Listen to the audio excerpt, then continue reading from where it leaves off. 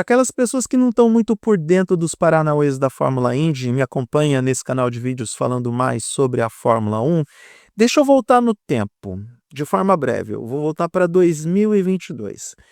Em 2022, tanto Alex Palou quanto Chip Ganassi estavam tretados um com o outro. O Palou queria sair da Ganassi porque ele não estava vendo muitas vantagens competitivas por lá. O Chip Ganassi descobriu e começou a entrar numa batalha onde, no final, os dois, através de vias judiciais, tiveram que se casar. Um teve que ficar com o outro em 2022 e assim foi. Sério, em 2022, o Alex Palou mal olhava na cara do Chip Ganassi e corria por pura obrigação. E o Palou hoje é tricampeão da categoria. Em 2025, ele já faz uma temporada fantástica. Até o até as 500 milhas de Indianápolis. Indianápolis tem uma corrida no seu circuito misto, que é o GP de Indianápolis, mas as 500 milhas continua como marca principal da categoria e a corrida mais importante do mundo. Mas até as 500 milhas de Indianápolis, o Palou já estava com uma temporada impressionante, com 4 vitórias em 5 corridas, sendo que a corrida que ele não venceu em Long Beach, ele chegou na 2ª posição.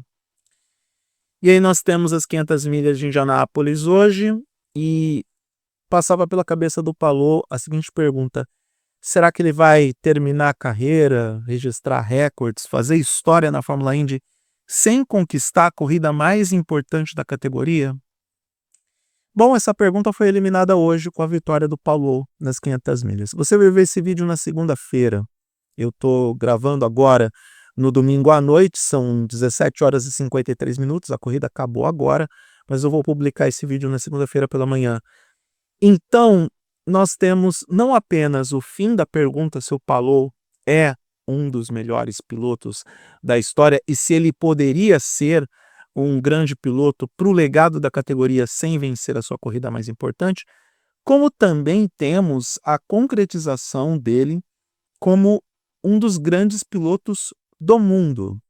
Muita gente fala que o Colton Herta poderia ser o piloto da Cadillac na Fórmula 1, mas se eu tivesse que escolher um nome, seria o Alex Palou com muita facilidade.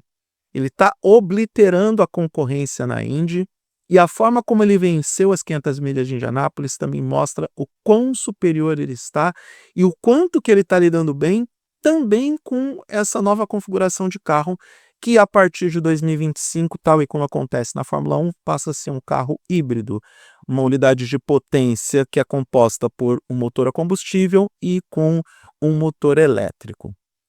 E também isso resultou em uma situação bem interessante para a prova. Não foi uma corrida das mais emocionantes. A gente teve mais alternativas em função das estratégias de pits, e isso também é uma constante em Indianápolis, porque mesmo que na era apenas dos motores a combustão, a gente já tinha essa questão da autonomia de combustível, das estratégias de economia de combustível. Alguns pilotos tentaram isso, não é mesmo, Marcus Ericsson? Marcus Ericsson estava muito frustrado no final da prova, porque faltando 20, 15 voltas, ele foi ultrapassado pelo Palou. Acreditava que poderia ainda disputar essa liderança na pista, mas isso não foi possível. E olha como são as coisas, né? Marcus Ericsson nunca foi grande coisa na Fórmula 1. Aí ele chega na Indy e tem uma vitória nas 500 milhas e 2 segundos lugares nos últimos 4 anos. Nós estamos falando do Marcus Ericsson. Aí vai ter gente que vai dizer: ah, mas o nível na Indy é muito baixo. Não é não, tá? Não é não. É só a Penske não trapacear que o nível é bem legal. A edição de 2025 das 500 milhas ficou marcada pela trapaça da Penske, que não tem como dizer que é equívoco. 2 carros foram descartados do top 12, do Fast 12, para disputar a pole position no dia do qualifying, no dia da decisão da pole, porque eles estavam com o atenuador modificado. Falando em linhas gerais, para não ser muito técnico, eles estavam raspando uma peça do carro para poder oferecer uma maior pressão aerodinâmica, um menor arrasto aerodinâmico Se eu não me engano, Joseph Newgarden e Scott McLaughlin ou Will Power. Newgarden e Will Power foram pegos na inspeção, foram reprovados e com isso os carros foram parar lá para 11º, 12º lugar, enfim, a quarta-feira toda era da Penske, sendo que no ano passado a Penske largou inteira na pole. A cereja do bolo da trapaça da Penske é que foi revelado antes das 500 milhas começar, na semana das 500 milhas, que o carro do Newgarden venceu a prova no ano passado já com essa trapaça do atenador raspado. Creio que o Roger Penske vai ter muito para se explicar nos próximos dias, porque ficou feio para a Penske, é considerado um vexame para a equipe do cara que é dono da Fórmula Indy, dono das 500 milhas, ele é dono da bagaça toda, ele é dono do Indianapolis Motor Speedway, enfim. Foi uma edição de 500 milhas bastante peculiar, pelo que aconteceu em pista e pelo que estava acontecendo fora da pista. O Robert Schwartzman, que é estreante da Prema, que conquistou a pole na primeira tentativa da equipe em disputar as 500 milhas, o Schwartzman, como estreante, ele é o primeiro a conseguir a pole desde o Theo Fabi em 1983, e a Prema é a primeira equipe em mais de 40 anos que na primeira tentativa consegue colocar o carro na primeira posição de largada da prova, uma prova que não foi das mais emocionantes. O módulo de tensão só foi ligado por causa da constante do consumo de combustível e das diferentes estratégias de combustível da corrida. Eu acredito que a frustração do Ericsson em não conseguir devolver a ultrapassagem em cima do Palou esteja ligado à configuração do carro novo, porque nós estamos falando de um carro que é híbrido, que está bem mais pesado e por conta de estar mais pesado, muito provavelmente está atrapalhando na questão de vácuo e turbulência, e aí a gente teve uma corrida com poucas ultrapassagens. Foi até estranho que nas últimas 20 voltas, a única ultrapassagem relevante foi mesmo a do Paulo em cima do Ericsson, que com aquele trenzinho de carros um atrás do outro, se aproveitando inclusive de retardatários, que esses sim estavam se revezando para poder ter um ritmo, ter uma velocidade, e eles ficaram atrás, o Palou ficou atrás desses retardatários, optou por não passar e dessa forma sacramentou sua vitória na corrida mais importante do mundo. Acredito sim que a Fórmula Indy vai rever algumas questões desse carro híbrido para poder entregar provas em Indianápolis mais interessantes.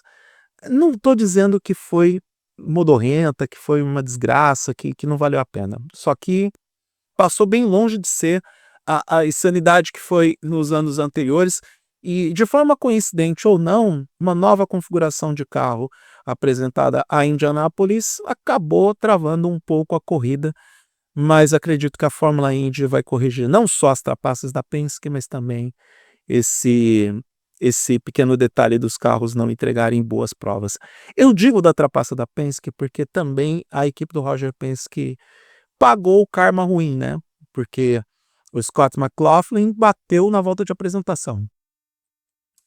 Vai ver, ele teve, obviamente, problemas com uma pista que estava um tanto quanto úmida, porque choveu em Indianápolis antes do começo da corrida. Havia ameaça de chuva, mas felizmente nós fomos até o final.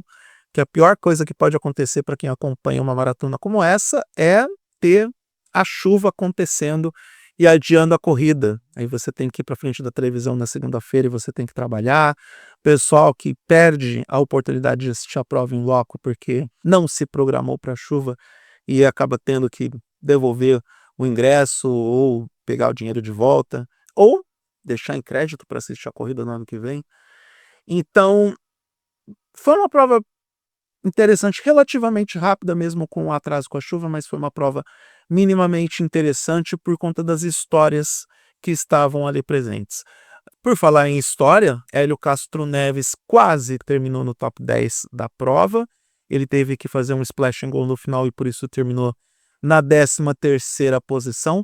Foi bem interessante também ver outro veterano como Ed Carpenter liderando a corrida em determinado momento, se bem que o Carpenter precisa ver o que acontece na equipe dele, porque incêndio dentro dos boxes nunca é uma coisa tão legal assim se ver.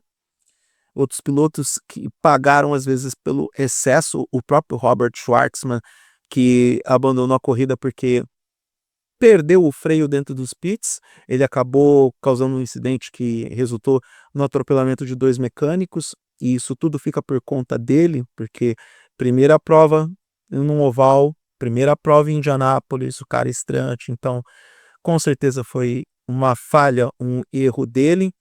Sem falar no Rinus VeeKay também, que teve o mesmo problema, se bem que o VeeKay, ele alegou no rádio que ele estava sem freio. Então é possível que algum problema mecânico tenha contribuído para isso. Que mais que a gente pode falar das 500 milhas? Foi interessante. Eu não fiquei com sono. Poderia ter ficado com sono durante a prova, mas não aconteceu. Isso porque eu me dei ao luxo de comer feijoada no almoço de domingo. Então, no final das contas, deu tudo certo. O campeonato da Indy prossegue com o GP de Detroit, que acontece já no próximo domingo, e Alex Palou a passos largos de ir para o tetracampeonato da categoria. Tem gente falando que ele pode sim ultrapassar o AJ Foyt se ele não mudar de categoria. De repente a Cadillac olha para ele com um pouco mais de carinho. Eu sim reconheço o Palou como hoje o principal piloto da Fórmula Indy, o mais habilidoso, o mais talentoso, o que está compreendendo melhor como funciona esse novo carro com motor híbrido. E essa vitória em Indianápolis realmente faltava para ele, faltava para o currículo dele. Ele agora entra para o panteão do esporte. Ele agora está no mesmo lugar onde Hélio Castro Neves, Mário Andretti, o próprio Scott Dixon, o AJ Foyt, Al Unser, enfim, todos os grandes nomes da Fórmula Indy estão. Agora a gente tem o Alex Palou.